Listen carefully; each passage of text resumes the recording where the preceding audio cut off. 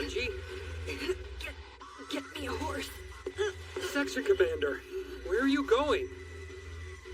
Hello everyone. Welcome back to Sansan, Best Anime Reaction. Previously, the story pushed us deeper into chaos, with intense battles and emotional breakdowns shaping the narrative. The stakes feel higher than ever, and survival no longer seems guaranteed for anyone. In this episode, I expect critical turning points, moments that will define the future of the main characters. We might see sacrifices, unexpected teamwork, or shocking power reveals. Attack on Titan always delivers when tension peaks, so I'm ready for anything. Let's get into episode 9 and witness what happens next. To the village where we caught the Titan that couldn't walk. Not Ragako. I need to see. Have you lost touch with reality? You're in no condition to ride horseback right now. There's something important there. I feel it in my bones. All right, fine. I'll go myself. You stay here and quit trying to move.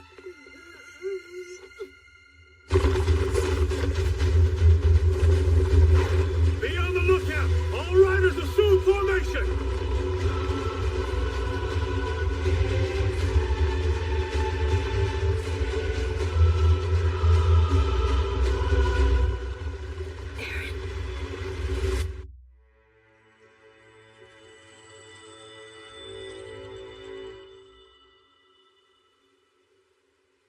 You're awake.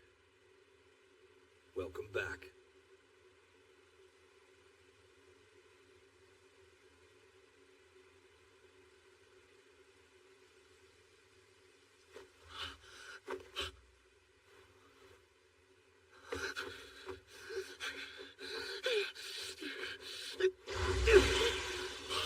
What the hell? My arms! Aaron, I'm, not in any better shape here. Seems we're both having a shit day. Ymir, what did they do to me? Sorry, that was my fault. You can pin your injuries on me. Guess I was in kind of a hurry back there. Bit your nape without thinking about your arms. Is that right? So, we're lost. Diving into Attack on Titan Season 2, Episode 9, this episode feels like the moment when the story stops whispering secrets and starts yelling them straight into our ears, while still somehow keeping half of them hidden behind emotional damage and flying debris. If the previous episodes were about shock and survival, this one is about consequences, loyalty, and the terrifying realization that sometimes the enemy isn't just outside the walls, it's standing right next to you, holding your shoulder like a concerned friend. The episode opens in a way that immediately tells us, there will be no emotional mercy today. The battlefield from the previous episode hasn't cooled down at all. Smoke still hangs in the air, bodies, human and Titan, are scattered around, and everyone looks like they haven't slept in a week, emotionally or physically. The scouts are regrouping after Reiner and Berthold's explosive betrayal, and you can almost feel the collective thought in the air. How did it come to this so fast? Eren, still wrapped in the shock of discovering that two people he trained with, joked with, and trusted are actually Titans, is barely holding himself together. His anger is loud, chaotic, and raw. This isn't the focused rage of a seasoned soldier. It's the fury of a kid who just found out his world is built on lies. Every scream he lets out feels like it's aimed not just at Reiner and Berthold, but at fate itself for playing such a cruel joke on him. And speaking of Reiner, this episode continues to show just how broken his mental state truly is. Reiner doesn't act like a triumphant villain. He doesn't boast. He doesn't explain his master plan with dramatic flair. Instead, he looks exhausted, confused, and emotionally split down the middle. One moment, he's the armored Titan, enemy of humanity. The next, he's still a soldier of the walls, instinctively protecting his comrades and responding to orders that no longer exist. This duality is one of the most fascinating aspects of the episode, because it forces the audience to confront an uncomfortable idea. What if the enemy isn't evil, just trapped in a role they never asked for?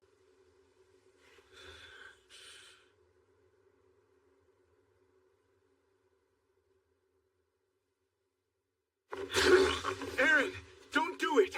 Easy there, hothead. Take a look at where we are. This is the giant forest within Walmaria. Walrose is leagues away. Which means we're deep in the heart of Titan country. See? I think our buddy down there is an abnormal. It may look like he's just kicking back, but those eyes haven't left us once. Lots of smaller ones down there, too. That's plenty bad enough. Another big one over there. Fixated, but keeping his distance. Strikes me as the shy type. And then there are these chumps. Dirty bastards. They had the foresight to suit up in full gear. Of course, Rhina took yours. Point is, changing into a Titan isn't gonna accomplish very much right now. 1, they can do the same thing if they want. 2, they can zip into the trees if not. 3, we're basically surrounded on all sides. Power or no power, getting out of this would be tricky as hell, even at the best of times. You read me? There's nothing to gain by being a dumbass. She's right. You can't turn into Titans right now anyway. Don't count on that ability coming to the rescue. The body can only take so much. It's a little preoccupied with healing at the moment. Nice try. You expect me to sit here and take the word of a liar? Yeah, well, we're sort of at a disadvantage here. It's not like we know the ins and outs of how this works. Unlike you guys, I'm basically clueless about the whole thing. Hey, Rhina. You said you'd start talking once Aaron was up. Don't you think it's about time somebody explains what you plan on doing with us? We're taking you to our hometown. Of course, I realize neither of you is just gonna do as I ask. Like Ymir was saying, though, this place is crawling with Titans. They're everywhere. We could beat the living shit out of each other if that's what you want. But I wouldn't recommend it. Our friends down below are hungry and not prone to discriminate. Whether you try to cut and run or stick around, believe me when I say our options are limited. We wait for nightfall. So why didn't you just stay in Titan form and run all the way home? What's the point of stopping here in the first place? You get winded and have to take a break? Why don't you use your imagination? Let me think. Bertholdt, on the other hand, shows a quieter kind of torment. He has always been reserved, but here his silence feels heavier, more intentional. When he does speak, his words are calm, almost gentle, which somehow makes everything worse. He acknowledges the pain he's caused, but he doesn't apologize, not because he doesn't care, but because he believes there's no point. What's done is done, and no amount of regret will undo it. That emotional restraint makes him feel frighteningly real, like someone who's accepted that they're beyond redemption. As the scouts attempt to pursue and recover Eren and Ymir, the episode turns into a brutal chase. Titans swarm the forest like a living tide, and the maneuver gear sequences are intense, fast, and claustrophobic. There's no room to breathe, no time to plan elaborate strategies. Every movement is instinctive, driven by desperation and muscle memory. You can feel how thin the line is between survival and death, and how easily one wrong turn could end everything. Ymir's role in this episode is especially compelling. She's no longer just the sarcastic, mysterious girl hanging around Historia. She's an active player making choices that carry enormous weight. Her decision to side with Reiner and Bertholdt isn't framed as simple betrayal. Instead, it's layered with guilt, obligation, and a strange sense of responsibility. Ymir knows more than she lets on, and this episode hints strongly that her past is deeply tied to the larger conflict surrounding the Titans. What makes Ymir fascinating here is that her actions aren't driven by ideology or allegiance, but by empathy.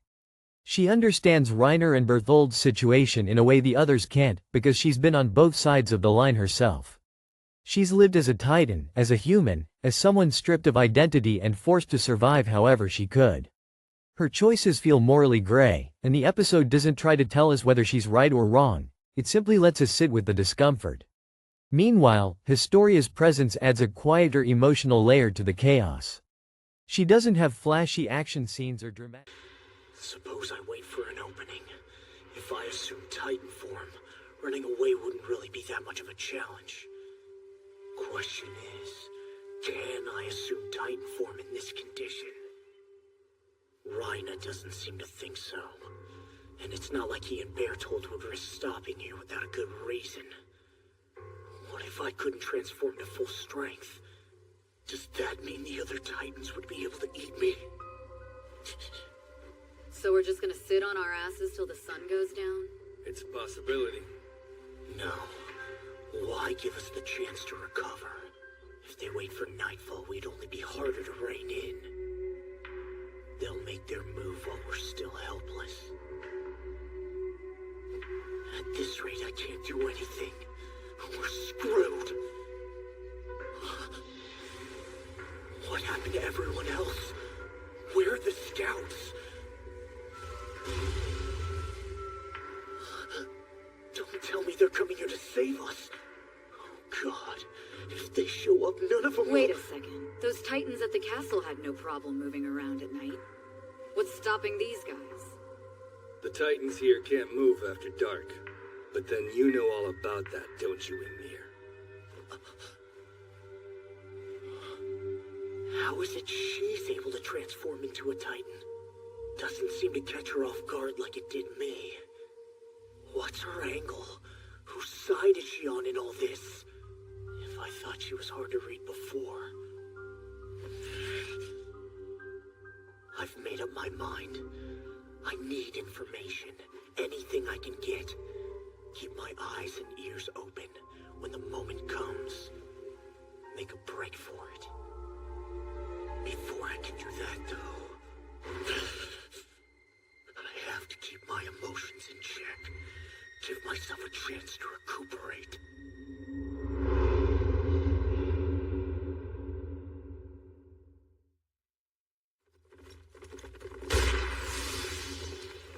Titan spotted at 3 o'clock! Use the flare! We've got a smoke shell fired from the right wing. We stay the course. Tell the right wing to merge with the center and maintain direction. The shortest path is our only option. Straight ahead. We have until sundown. Mikasa. Hey, Mikasa. Hello. Stop pushing so hard. You're drifting up into the vanguard. You want to break the whole formation? Look, I know how you feel, but what did I tell you? Eret's not gonna let those assholes get the best of him without a fight. Agreed? Kid just doesn't have it in him to give up. All we gotta do is have a little faith. He'll hold his own till the rest of us get there. Speeches, but her concern for Ymir is palpable. Every glance, every hesitation, speaks volumes. This episode reinforces that Attack on Titan isn't just about giant monsters and explosive reveals. It's about relationships being torn apart by secrets, and people being forced to choose between personal bonds and collective survival. One of the most striking elements of the episode is how it handles leadership and authority. The scouts are technically in control of the situation, but it never feels that way. Orders are shouted, plans are formed, yet everything feels reactive rather than proactive. Commander-level decisions are being made on the fly, with incomplete information and impossible stakes. This constant uncertainty mirrors the audience's experience. We know just enough to be terrified, but not enough to feel secure. The Titan combat itself continues to evolve in this episode. Titans aren't just obstacles anymore, they're tools, shields, and weapons used by both sides. The line between human and monster keeps blurring, especially when we see how Titans can be controlled, directed, or manipulated. It raises unsettling questions about agency. If a human can become a Titan, and a Titan can follow orders, where does free will actually begin and end?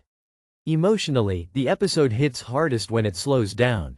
In the brief moments between attacks, characters reflect, sometimes silently, sometimes out loud, on what they've lost.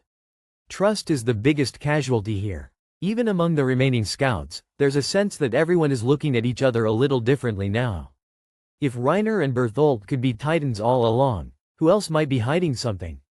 That paranoia adds another layer of tension that no Titan roar could match. The episode also subtly reinforces one of Attack on Titan's core themes. The cruelty of the world isn't random. It's structured, systemic, and often inherited. Reiner and Bertholdt didn't wake up one day and decide to destroy humanity.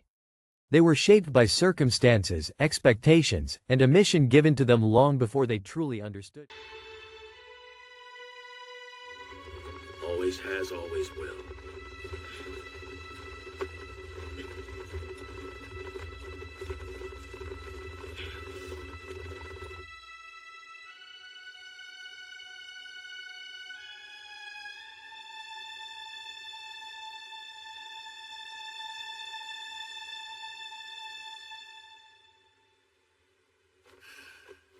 Hey, Reina.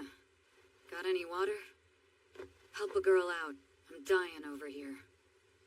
Sorry, there's not a hell of a lot I can do, even if it is a matter of life and death.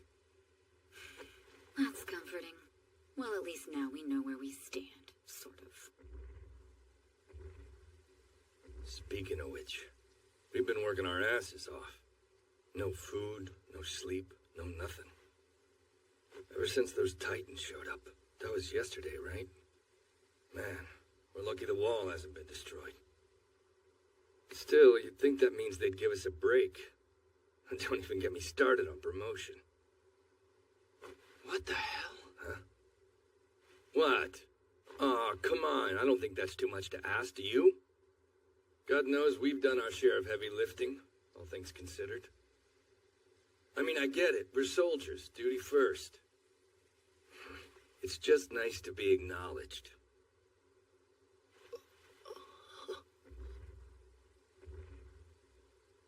You bang your head or something? What are you even talking about? Seriously? Don't give me that. I'm not saying we storm in and demand the rank of captain or anything. No, that's not what I mean. Oh, yeah. Where'd you find that cannon, by the way? I owe you one for saving my bacon. Really nice of Krista to patch me up afterwards. I'm starting to think me and her might become a thing. Right? It's not just me. She always treats me like we're... Hey! What's wrong with you? You've got to be kidding me. Huh? What are you so pissed about all of a sudden? Take it easy, man. Is it something I said, or... If you want to die, then just keep talking! Hold up, Aaron. I think somebody's gone off the deep end. Is that what this is, Bertholdt? If you know something we don't, now would be a good time to put it on the table. Huh? Reina, snap out of it. You're not a soldier, okay? You and we're warriors.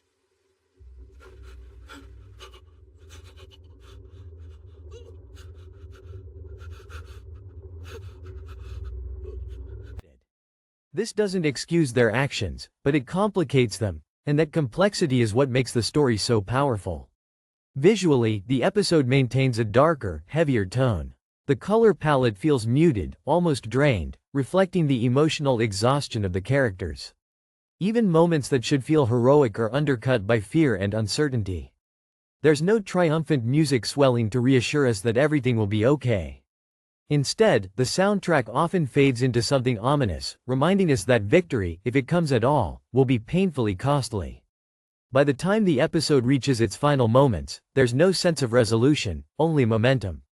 The conflict is far from over, and if anything, it's just getting started. The audience is left with more questions than answers. Who truly controls the Titans? What lies beyond the walls? And perhaps most hauntingly, if the enemy is human, what does that make the people fighting them? Attack on Titan Season 2, Episode 9 stands out not because of a single shocking twist, but because of how it deepens the emotional and moral complexity of the story.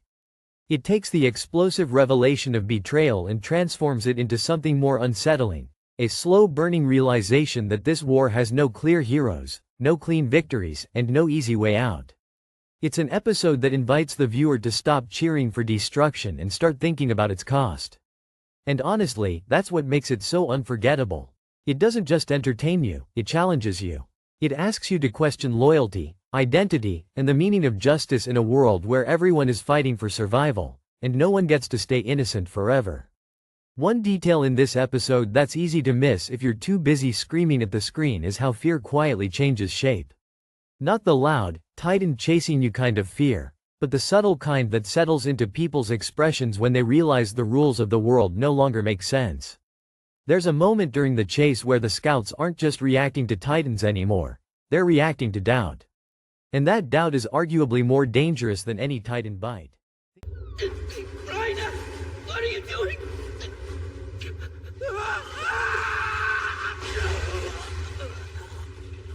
Hey, why? Why is Marco being devoured?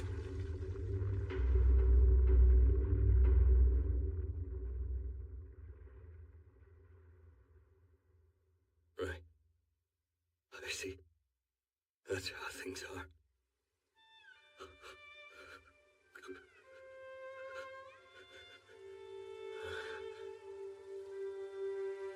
What the hell's he doing? I have a pretty good idea. At least I think so. Didn't add up at first. Why would the man who broke the wall risk his neck to save Connie? It's like the poor bastard's personality is compartmentalized. Everything he does is a contradiction in terms. He can't help it. On one hand, he's a warrior bent on pushing mankind past the brink. On the other, he's pretending to be a soldier. I'm thinking maybe he got a little lost in the role. See, he can't resolve those facets of himself. Can't bear the weight of what he's done. The only way for him to manage his conscience is to fall for his own act. He thinks he is a soldier. This is what you call a split personality. He's gone insane. His heart and mind are at war with each other, and judging by Bertholdt's expression, this isn't the first stalemate. Blows me away. Wow, someone as brutally honest as you losing their grip? Shut up! Not another word. I'm sorry. Must have really hit a nerve.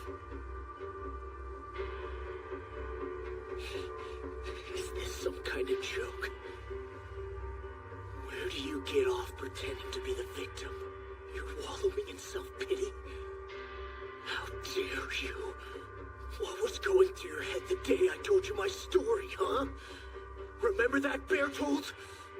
I'm talking to you, lackey. I told you everything. You sat there and looked me straight in the eye. Watched me relive seeing my mother eaten alive.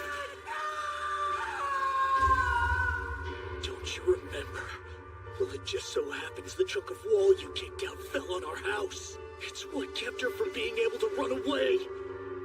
Ring any bells? Take you back. Let me ask you again. What was going through your head when I told you that story? Want me to be honest? In the moment, I felt sorry for you. Think about it from their perspective. For years, Titans were simple in concept, even if terrifying in execution. Big monsters, no intelligence, clear enemy. You kill them, you survive another day. But now, Titans have names, faces, memories, and worst of all, they have emotions that look disturbingly human. Every swing of a blade now comes with hesitation, even if it only lasts half a second. And in a world like Attack on Titan, half a second is more than enough to die. This episode quietly shows that hesitation creeping in. Soldiers still move fast, still fight hard, but there's a stiffness to them, like their instincts are fighting against their thoughts. When they look at Reiner and Bertholdt, they're not just seeing enemies, they're seeing training partners, shared meals, late-night conversations in the barracks. The battlefield has become emotionally crowded, and that mental clutter slows everyone down. Eren, especially, embodies this internal chaos. His rage feels explosive, but it's unfocused. He's not thinking strategically, he's reacting emotionally, lashing out at the unfairness of it all. The irony is painful. The very thing that makes Eren so powerful, his overwhelming emotion, is also what makes him vulnerable here. He won. TS answers, justice, revenge, all at once, and the world offers him none of them. The episode uses Eren not as a hero figure, but as a mirror for the audience's frustration. We're angry because he's angry. We're confused because he's confused. And then there's Reiner, whose behavior in this episode is unsettling in a completely different way. Reiner doesn't act like someone who's fully committed to being the villain. He acts like someone who's already lost, regardless of who wins. His moments of soldier-like concern, checking on comrades, reacting instinctively to danger, aren't accidents. They're habits he can't erase. The episode suggests that Reiner didn't just pretend to be a soldier for years. At some point, he truly became one. And now that identity refuses to die quietly.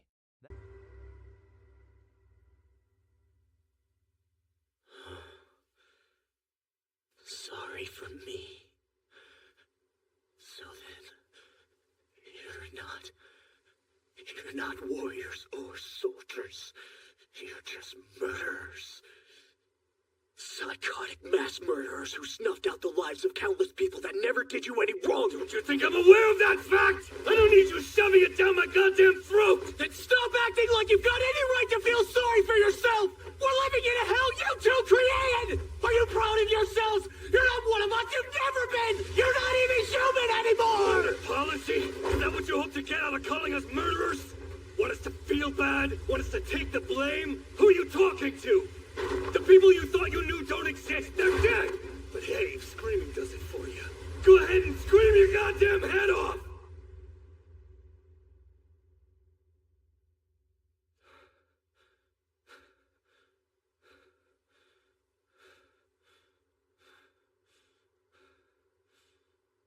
You're right. Who am I? What do I know?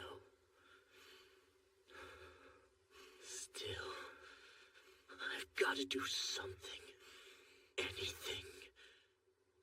I swear to you, one way or another, the two of you will pay.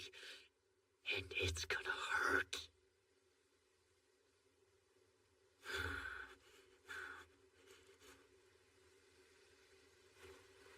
You can't be for real.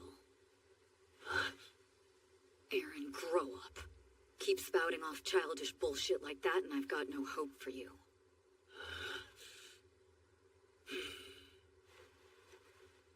Tell me something.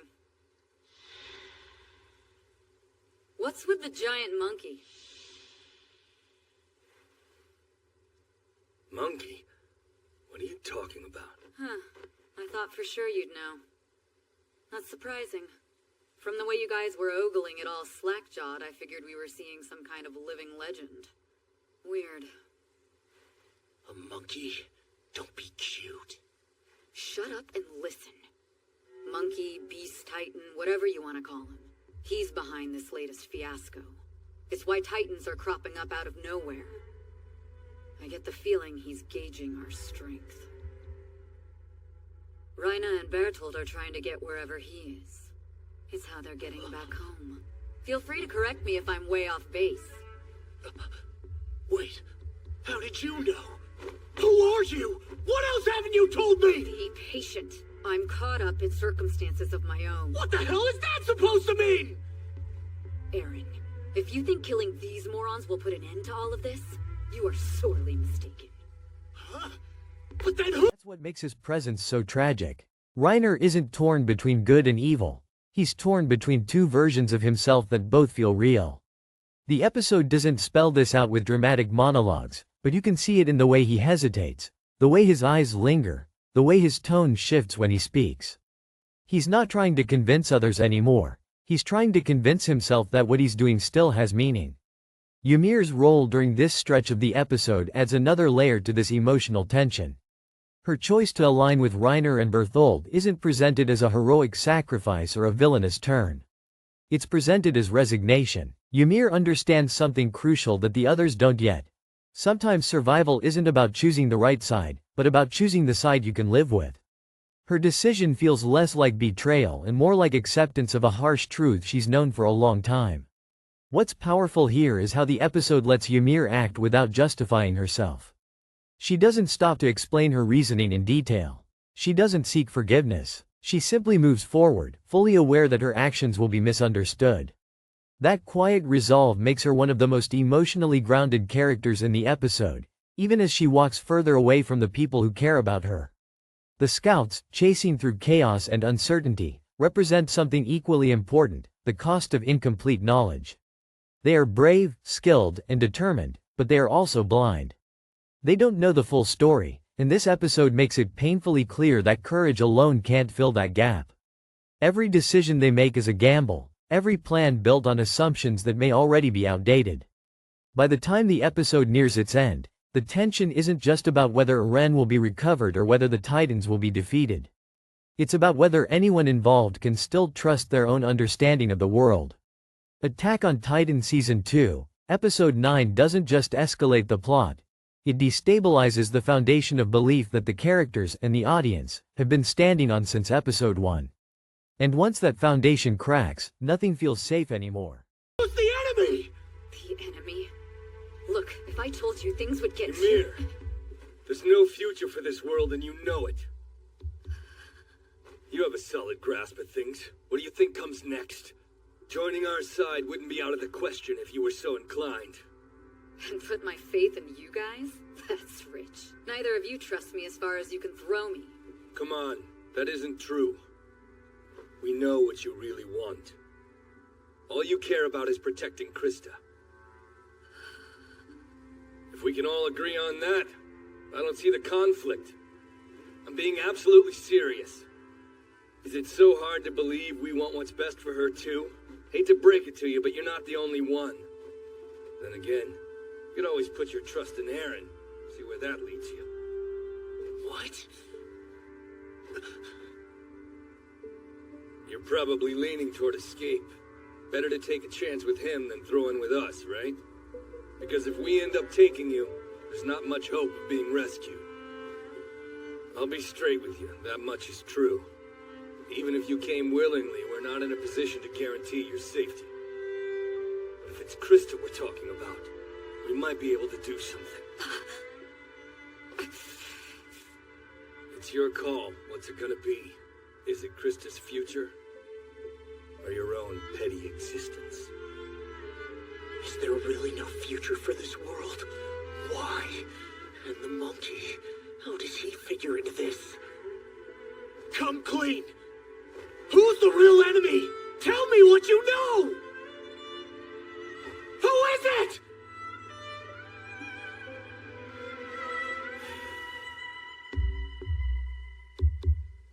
Couldn't say. All right then. Sorry, Eren.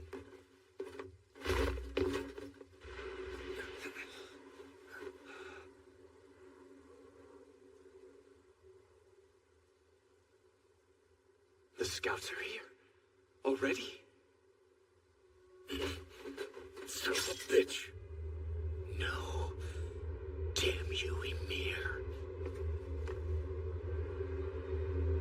Only 1 hour left until sunset.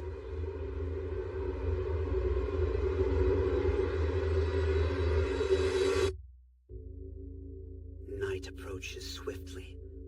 The scouts close in, intent on rescuing Eren from Rhina and Bertolt. The traitorous pair attempts a bold escape, using their ODM gear. Conflicted, reflecting on her dark and bloodied past, Ymir offers an alternative. Next episode, Children.